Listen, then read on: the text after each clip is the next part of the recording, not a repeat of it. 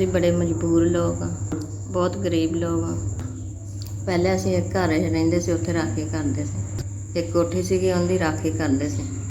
ਬੰਦਾ ਮੇਰਾ ਰਕਸ਼ੇ ਦਾ ਡਰਾਈਵਰ ਹੈ, ਇਹ ਤੇ ਰਕਸ਼ਾ ਚਲਾਉਂਦਾ ਹੈ। ਇਹ ਮੇਰਾ ਬੇਟਾ ਹੈ।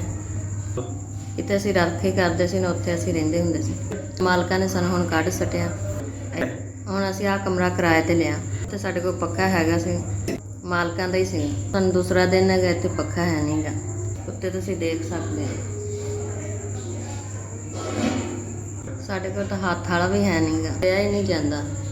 ਮਿਹਰਬਾਨੀ ਸਾਨੂੰ ਇੱਕ ਪੱਖਾ ਲਵਾ ਦਿਓ। ਸਾਡੇ ਕੋਲ ਪੱਖਾ ਨਹੀਂ, ਬੜੀ ਤੰਗੀ ਹੋਈ ਹੈ। ਤੇ ਮੀਆਂ ਦੀ ਦਿਹਾੜੀ ਥੋੜ੍ਹੀ ਹੈਗੀ, ਇੰਨੇ ਜੋਗੇ ਨਹੀਂ, ਅਸੀਂ ਪੱਖਾ ਹੀ ਨਹੀਂ ਲਵਾ ਸਕਦੇ। ਅਸੀਂ ਮਸਾਂ ਕਮਰਾ ਹੀ ਲਿਆ ਤੇ ਆਪਣੀ ਰੋਟੀ ਮਸਾਂ ਪੂਰੀ ਕਰਦੇ, ਪੱਖਾ ਲੈਣ ਜੋਗੇ ਅਸੀਂ ਨਹੀਂ ਲੈ ਸਕਦੇ। ਨਿੱਕਾ ਜਿਹਾ ਬੱਚਾ ਅਸੀਂ ਤਾਂ ਬਰਦਾਸ਼ਤ ਕਰ ਲੈਂਦੇ। ਸਾਡਾ ਬੱਚਾ, ਇਹਨੂੰ ਗਰਮੀ ਲੱਗਦੀ, ਇਹ ਰੋਂਦਾ ਵਾ। ਗਰਮੀ ਦੀ ਵਜ੍ਹਾ ਤੋਂ ਬਹੁਤ ਬੁਰਾ ਹਾਲ ਹੈ। ਸਾਡੇ ਕੋਲ ਛੱਤ ਵੀ ਨਹੀਂ ਗੀ ਕਿ ਉੱਤੇ ਜਾ ਕੇ ਬੈਠ ਜਾਈਏ।